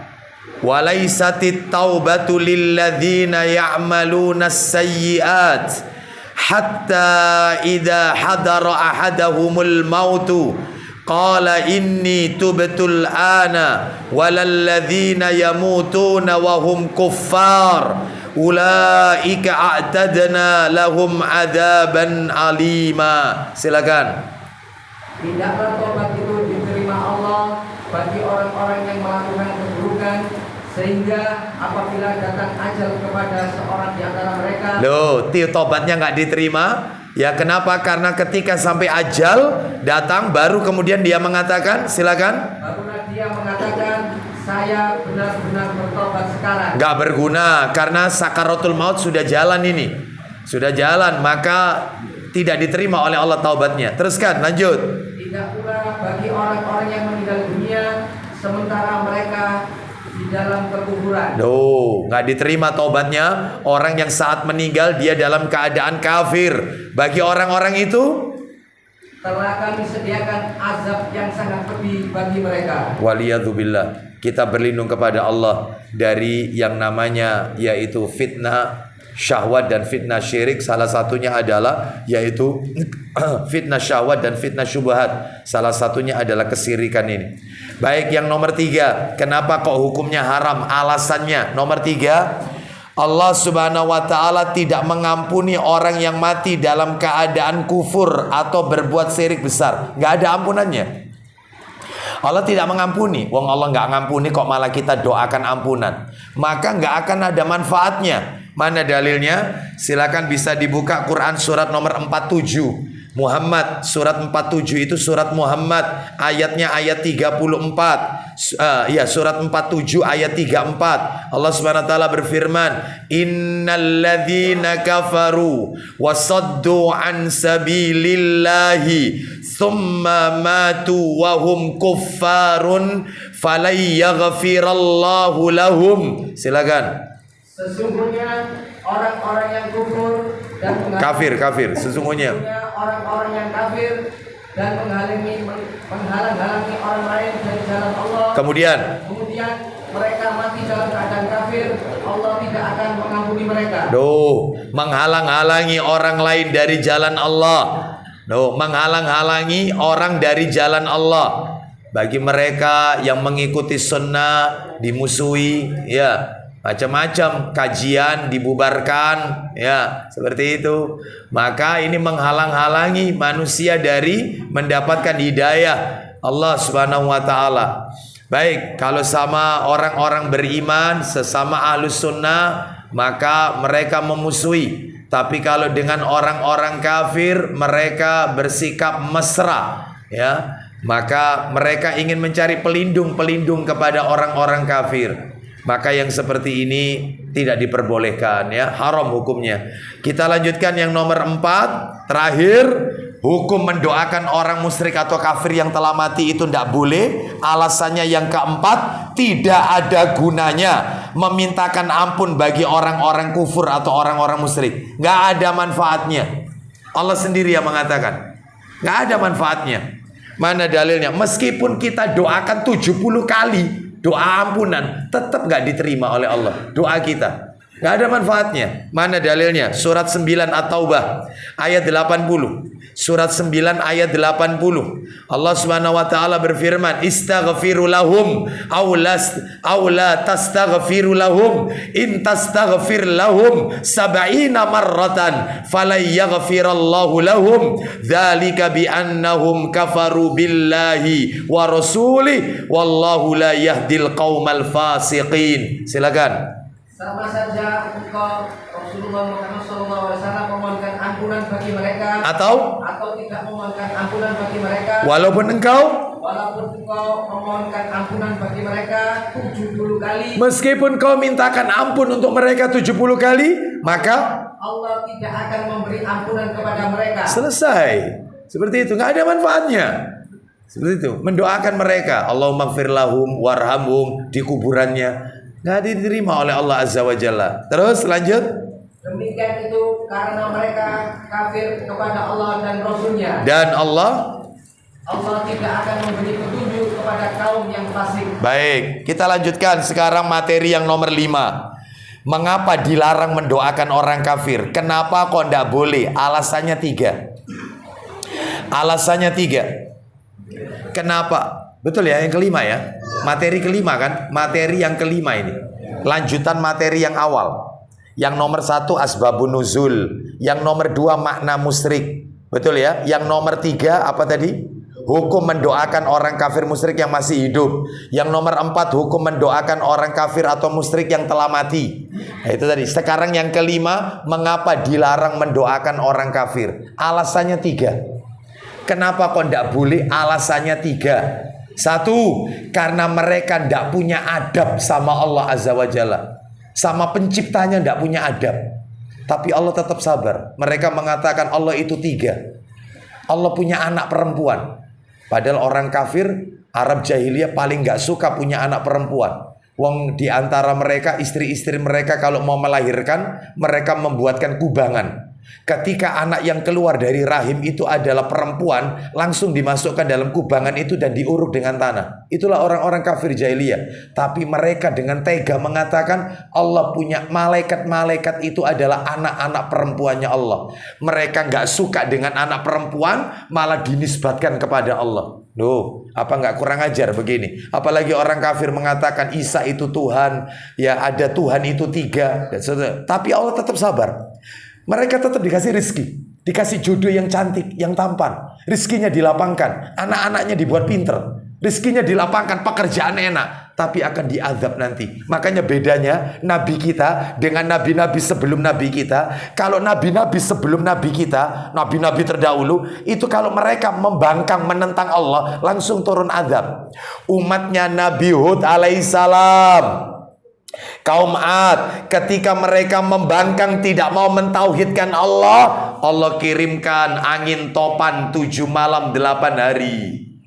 Umatnya Nabi Saleh alaihissalam kaum Samud, ketika mereka tidak mau mentauhidkan Allah, Allah kirimkan guntur petir sampai masuk ke rumah-rumah mereka dan mereka mati gosong di rumah-rumah mereka.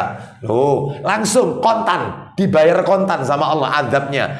Umatnya Nabi Lut alaihissalam kaum Sodom, karena mereka tidak mentauhidkan Allah, bahkan mereka menyukai sesama jenis, maka negeri mereka dibalik, yang atas dipindah di bawah, yang bawah dipindah ke atas. Negeri mereka dilempari hujan batu kerikil dari neraka sijil. Loh, habis-habisan sudah, langsung kontan. Umatnya Nabi Musa alaihissalam, yaitu Fir'aun dan bala tentaranya, membangkang Allah, menentang Allah, ditenggelamkan oleh Allah. Sudah tenggelam, sudah. Seperti itu. Muminya ada di Mesir, muminya ada. Ya, nggak tahu itu Fir'aun yang keberapa itu, Ramses ya, itu. Maka yang jelas itu sudah ada buktinya, dan itu disebutkan oleh Allah di dalam Al-Quran surat Al-Mu'min. Fir'aun itu tiap hari, kata Allah, tiap hari dalam Al-Quran ini. Nanti tak tunjukkan ayatnya. Fir'aun itu setiap hari ditunjukkan neraka sehari 2 kali, mulai mati sampai nanti kiamat. Sehari 2 kali, pagi sama petang ditunjukkan, ini loh tempatmu, ini loh tempatmu. Itu setiap hari sampai kiamat. Itu di mana Ustaz dalilnya Ustaz? Fir'aun ditunjukkan neraka. Jadi belum masuk neraka sudah diazab. Ya, sudah diteror oleh Allah, ditunjukkan, ini loh baunya kayak begini, siksaannya, ini calon tempatmu nanti. Sudah ditunjukkan. Itu di mana itu? Surat Al-Mu'min ayatnya 45 dan 46. Dibuka. Surat nomor 40, surat Ghafir, ayatnya 45 dan 46. Ini tambahan ya, cerita tentang Fir'aun. Ya, tambahan aja, tambahan. Jangan bingung nanti iki dilebono sing dalil endi, nggak bingung. Ya, yang tadi Bu, Pak. Jadi orang kafir itu tidak punya adab sama Allah. Itu nanti dalilnya ada itu. Ini saya belum kasih dalil. Ini saya mau kasih dalil. Saya ingin menunjukkan ke Bapak Ibu, kaum-kaum terdahulu itu langsung dibayar kontan adabnya. Kalau kaumnya Nabi Muhammad tidak. Mereka mengatakan Isa itu Tuhan, Tuhan itu 3. Apakah langsung diadab? Enggak. Dipending oleh Allah nanti di hari kiamat, azabnya di hari kiamat. Ini namanya Islam itu adalah rahmatan lil alamin. Islam yang dibawa Nabi kita ini rahmat untuk seluruh alam, termasuk orang kafir dapat rahmatnya. Wong Nabi itu kalau mengutus perang, pasukannya ngutus perang, apa kata Nabi kepada pasukannya? 1, jangan bunuh pendeta, nggak boleh, nggak boleh. Yang kedua, jangan bunuh anak-anak. Jangan bunuh wanita.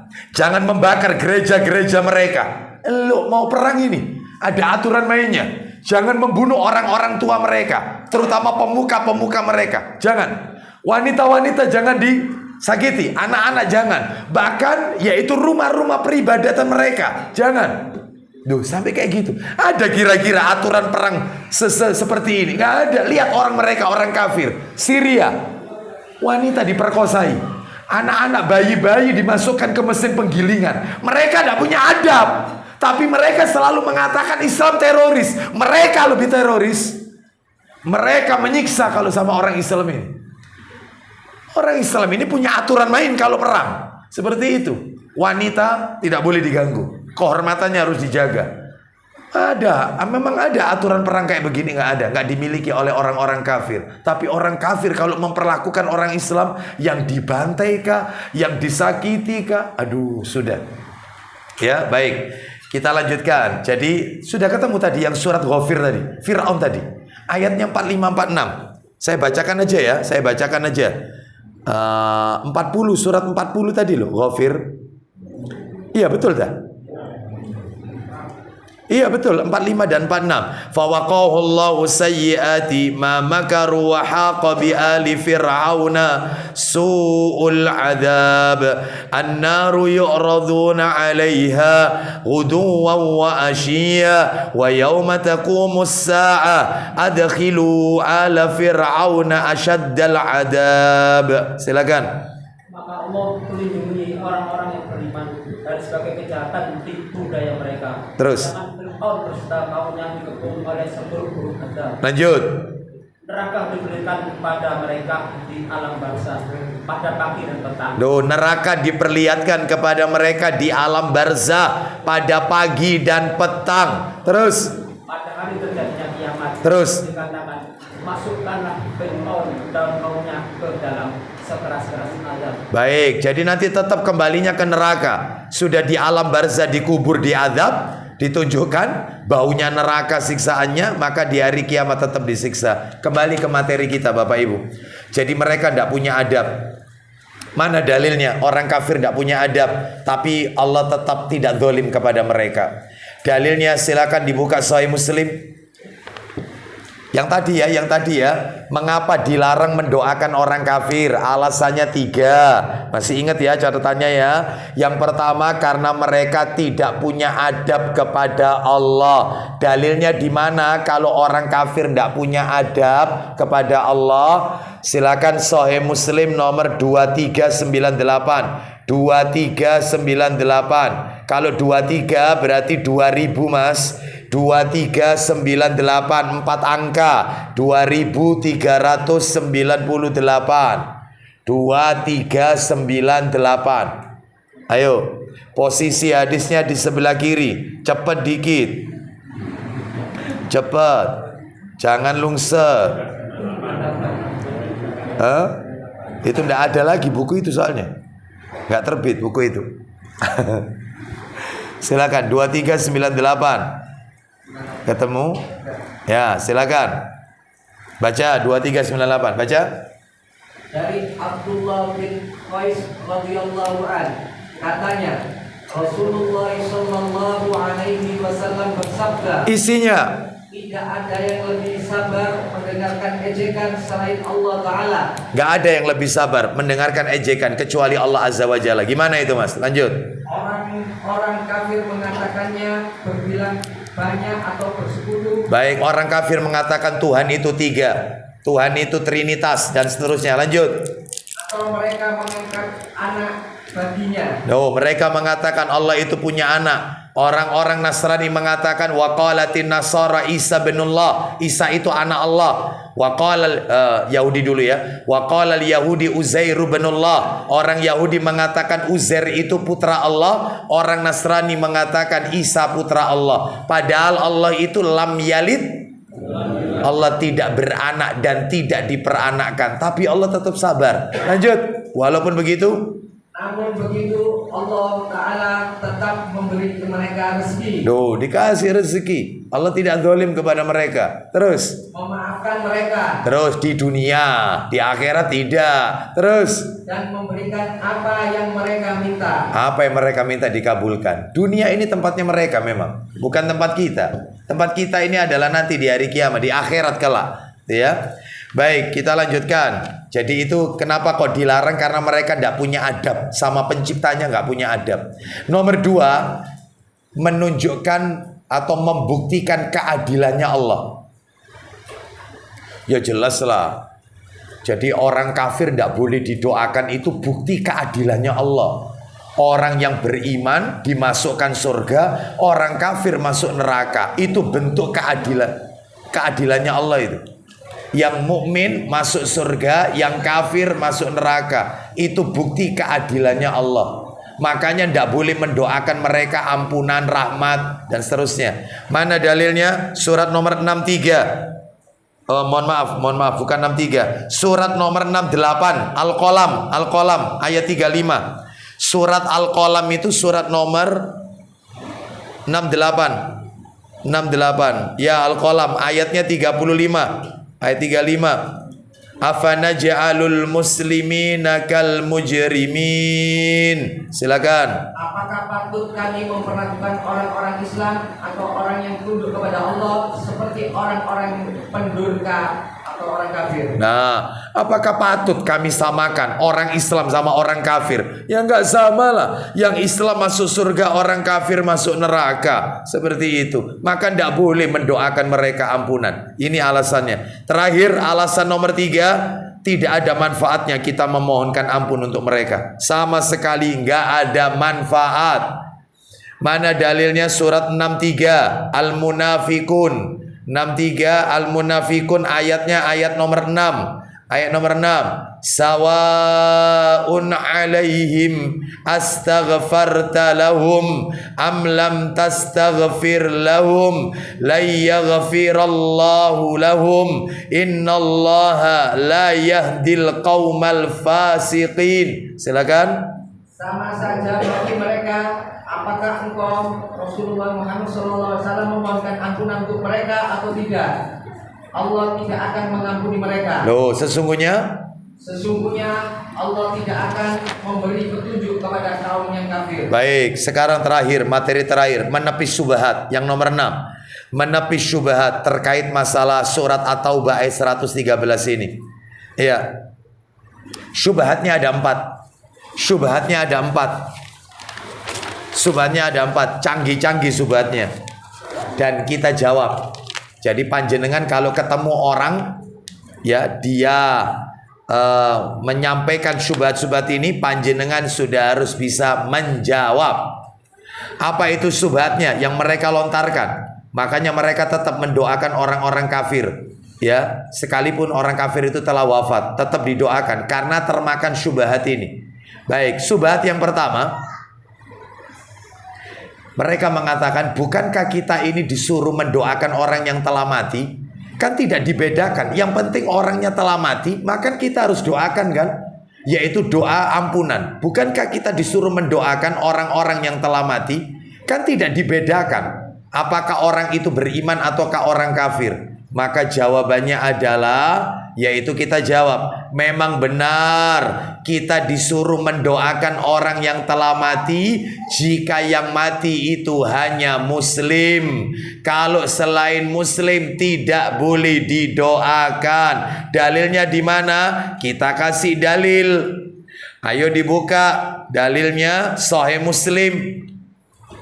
Sahih Muslim. Panjang ini, saya bacakan aja dah. Nomor 912. Muslim 912. Pak, Bu, Bapak Ibu hafal semua doa ziarah kubur?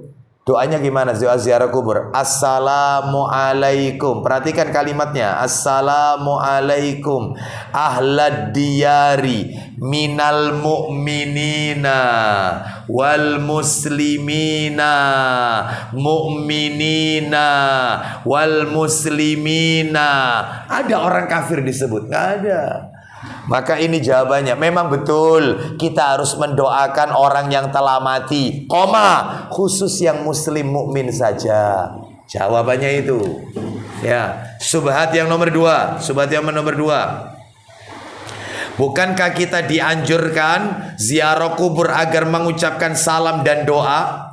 Mereka mengatakan kita kan dianjurkan ziarah kubur. Lah ziarah kubur kan mengucapkan salam dan doa. Ya, masa tidak boleh mengucapkan salam kepada orang-orang kafir? Maka kita jawab, ya, bahwasanya memang betul ziarah kubur itu mengucapkan salam dan mendoakan, tetapi tidak semua ahli kubur. Yang kita doakan itu khusus mukmin, khusus muslim. Nah, mana dalilnya? Ngikut yang tadi, Sahih Muslim 912. Sekarang kita lanjutkan syubhat yang nomor 3. Nah ini, Mas, tolong dibuka, Mas, Sahih Muslim.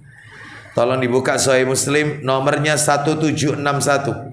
1761 1761.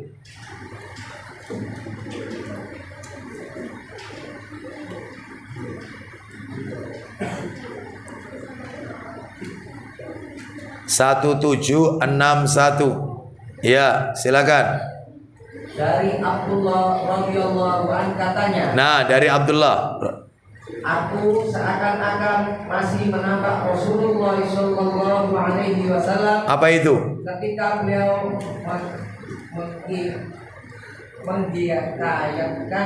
menghikayatkan. Piye. Menghikayatkan. Ya, menghikayatkan, menceritakan, gitu aja, sama saja. Silakan. Ketika beliau menceritakan seorang nabi di antara nabi-nabi yang dipukul kaumnya. Terus ada nabi bercerita, ada seorang nabi dipukul sama kaumnya. Terus lalu disapunya darah dari mukanya sambil berkata. Nah, lalu darah yang keluar dari mukanya nabi itu disapu. Ya, terus sambil berkata apa? Silakan. Wahai Tuhanku, ya Allah, ampunilah kaumku. Ampunilah dosa kaumku. Kenapa? Karena mereka belum mengerti. Karena mereka belum mengetahui. Mereka pakai dalil ini. Bukankah Nabi sallallahu alaihi wasallam yaitu pernah berdoa seperti itu? Itu riwayatnya Muslim loh. Ya, maka kita jawab. Riwayatnya sahih, sudah kita baca. Sahih Muslim 1761. Sahih. Namun Nabi hanya menceritakan keberadaan Nabi yang masa lampau, Nabi yang terdahulu. Jadi yang pernah dilukai oleh kaumnya, bukan Nabi Muhammad ini, bukan. Nabi yang telah lampau, yang diceritakan oleh Nabi ini, Nabi yang terdahulu yang disakiti oleh kaumnya sampai berdarah. Lalu Nabi itu mengucapkan, Allahumma gfir li qaumi fa innahum la ya'lamun. Ya Allah, ampunilah kaumku karena mereka tidak tahu. Jadi ini bukan Nabi Muhammad SAW. Sedangkan syariat setiap Nabi berbeda-beda. Agama mereka satu, tetapi syariatnya beda-beda. Contohnya saja syariatnya Nabi Musa dengan Nabi Muhammad SAW beda. Kalau di zaman Nabi Musa alaihissalam orang terkena najis pakaiannya, maka yang kena najis itu yang digunting atau disobek. Kalau Nabi Muhammad tidak, cukup dicuci, dibersihkan, tidak perlu digunting. Kalau di zaman Nabi Musa, orang itu kalau kepingin tobat harus bunuh diri. Harus bunuh diri. Caranya itu tobatnya itu harakiri, bunuh diri. Zaman Nabi tidak. Ajarannya Nabi cukup sholat 2 rakaat, sholat sunat taubat, istighfar, minta ampun kepada Allah, dan jangan janji jangan diulangi lagi. Itu Rasulullah. Kalau Nabi Musa kalau kepingin taubat bunuh diri. Zaman Nabi Yusuf alaihissalam orang boleh menyembah manusia di zaman Yusuf alaihissalam. Tetapi di zaman Nabi, apa kata Nabi Muhammad? Andai kata manusia boleh sujud kepada manusia yang lain, maka akan aku perintahkan agar istri-istri itu sujud kepada suaminya. Andai kata boleh. Padahal nggak boleh memang manusia sujud kepada manusia. Loh, ini ajarannya siapa? Dulu di zaman Yusuf alaihissalam manusia sujud kepada manusia, dan itu dibenarkan. Syariatnya Nabi beda-beda. Jangan digeber uya. Lah cerita tadi itu Nabi terdahulu mendoakan kaumnya. Nabi Muhammad nggak pernah. Tetapi Nabi Muhammad SAW mengatakan, ya Allah berikan mereka hidayah. Bukan ampuni mereka, bukan. Berikan mereka hidayah. No, syariat Nabi beda-beda. Agamanya satu, Islam. Yaitu sama-sama mentauhidkan Allah. Tata caranya beda. Nah, seperti itu ya. Baik, terus kita lanjutkan nomor 4 terakhir. Mereka mengatakan, bukankah Nabi Ibrahim mendoakan orang tuanya ampunan, mendoakan ampunan?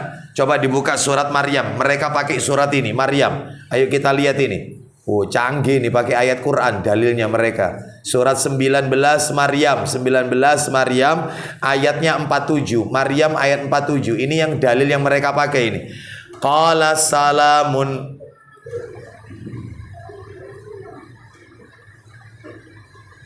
Ya. Dia Nabi Ibrahim berkata. Ya, Nabi Ibrahim berkata, silakan. Semoga keselamatan bagimu. Ya, terus. Aku akan memohonkan ampunan. Aku akan. Tolong digaris bawahi. Ulang lagi. Aku akan memohonkan ampunan bagimu kepada Tuhan, kepada Allah. Terus.